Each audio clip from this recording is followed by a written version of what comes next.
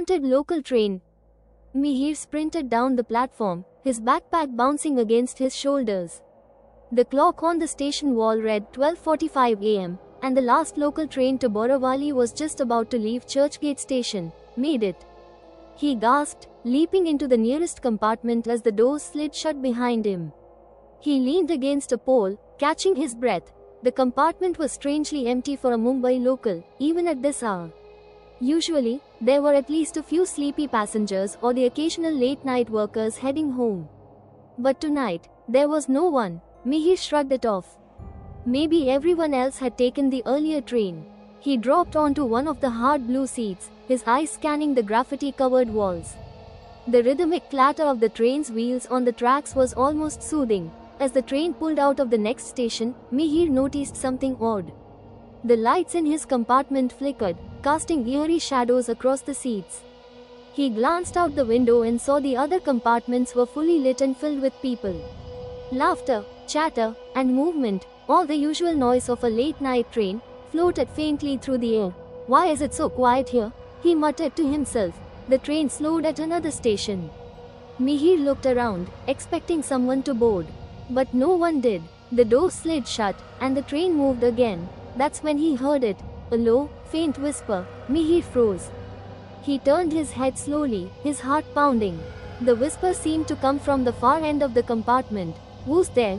he called out, trying to keep his voice steady. No reply. The whisper grew louder, a mix of voices speaking over each other, too fast and garbled to understand. Mihir's throat went dry. He stood up and gripped the pole tightly. "Stop messing around," he shouted. The lights flickered again, and for a split second, Mihir saw something or someone. A figure, hunched and shadowy, crouched at the far end of the compartment. When the light steadied, it was gone. His pulse raced. He stumbled toward the emergency alarm but stopped. The whispers had stopped, too. "Maybe I'm imagining things," he muttered. But as he turned back, he saw them, figures. Pale and translucent, seated across the compartment. Their faces were gaunt, their eyes hollow. They stared at him in eerie silence. Mihir staggered back, his scream caught in his throat. The train's speed increased, the wheels screeching against the tracks. The air grew cold, each breath visible in the dim light. One of the figures stood up. It floated closer, its feet barely touching the floor. "Why are you here?" It rasped, its voice echoing unnaturally. I got on the train." Mihir stammered, backing into the door. The figure tilted its head, as if puzzled. Then it pointed to the window. Mihir turned his head slowly. His blood ran cold. Outside, the station signs were unreadable. Blurred streaks of light zipped past, and the cityscape had vanished. "Where are we?" Mihir whispered. "You shouldn't have bothered," the figure replied. Its face twisted into a grotesque grin. The other ghosts began to move, their whispers rising into a deafening roar. They crowded around Mihir, their icy hands reaching for him. He screamed, banging on the doors, desperate to escape. The train lurched to a stop. Suddenly, Mihir was sprawled on the platform at Borivali station, his backpack beside him. He blinked, dazed, as commuters circled around him. The first rays of dawn streaked the sky. Was it real? He whispered, sitting up. His clothes were damp with sweat, and his hands trembled. A station worker approached, frowning. "Are you okay? What are you doing here this early?" I just got off the last train," Mihir said. The man stared at him. "Last train? Son, the last train was cancelled last night. There hasn't been one since 11:20 p.m. Mihir froze. He looked back toward the track. A faint whisper echoed in the distance, carried on the morning breeze, and then it was gone. The forbidden wing of the Haveli. The Haveli stood like a grand old beast in the heart of Old Delhi, its faded red sandstone walls whispering secrets of centuries past.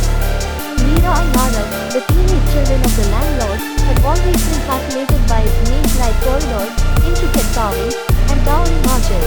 But there was one part of the Haveli their father, Mr. Sharma, forbade them to enter. "The east thing is off limits," he would say, his voice firm. "It's unsafe, and nothing good ever happens to those who go there." Naturally, that made it irresistible. One stormy evening, when their father was out attending a wedding, the siblings decided to satisfy their curiosity. Armed with flashlights and their phones, they tiptoed down the dimly lit hallway that led to the forbidden wing. The heavy wooden door was locked, but Mira noticed a rusted key hanging from a hook nearby. Arav grinned. It's like they're inviting us in, he joked. Mira hesitated. Maybe we shouldn't. Come on. It's just a dusty old room, Arav said, unlocking the door with a loud click. The door creaked open, revealing a narrow staircase winding upward. The air was cold, and the faint smell of incense and decay filled their noses. This is creepy, Mira whispered, clutching her flashlight tighter. They climbed the stairs, the wooden steps groaning under their weight. At the top, they found themselves in a long hallway lined with broken mirrors. The reflections were warped, making their faces appear stretched and ghostly. Why are there so many mirrors? Arab asked, his voice echoing. Before Mira could answer, they heard it, a faint, melodic humming. Both froze. The sound seemed to come from a room at the end of the hall. Maybe it's just the wind, Araf said, though his voice trembled. Wind doesn't hum, Mira replied. As they approached the door, the humming grew louder. Mira noticed something strange. The mirrors weren't reflecting them anymore. Instead, they showed glimpses of people dressed in old-fashioned clothes, their faces solemn and pale. What's happening? Mira gasped. Arab pulled her toward the door. Let's just see what's in there and get out. He pushed the door open, and the humming stopped abruptly. The room was empty except for a single wooden chest in the center, its surface carved with strange symbols. A large, cracked mirror leaned against the wall behind it. Don't touch it, Mira warned, but Arnav was already reaching for the chest. As his fingers brushed the lid, the mirror flickered, and a woman appeared in it.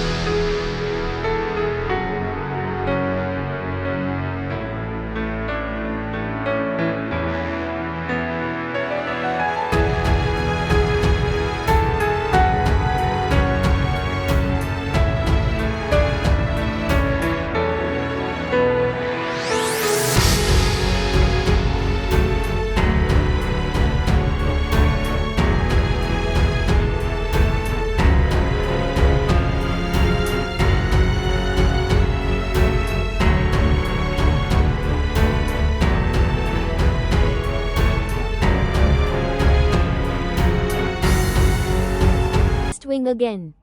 But they knew it was only a matter of time before someone else did.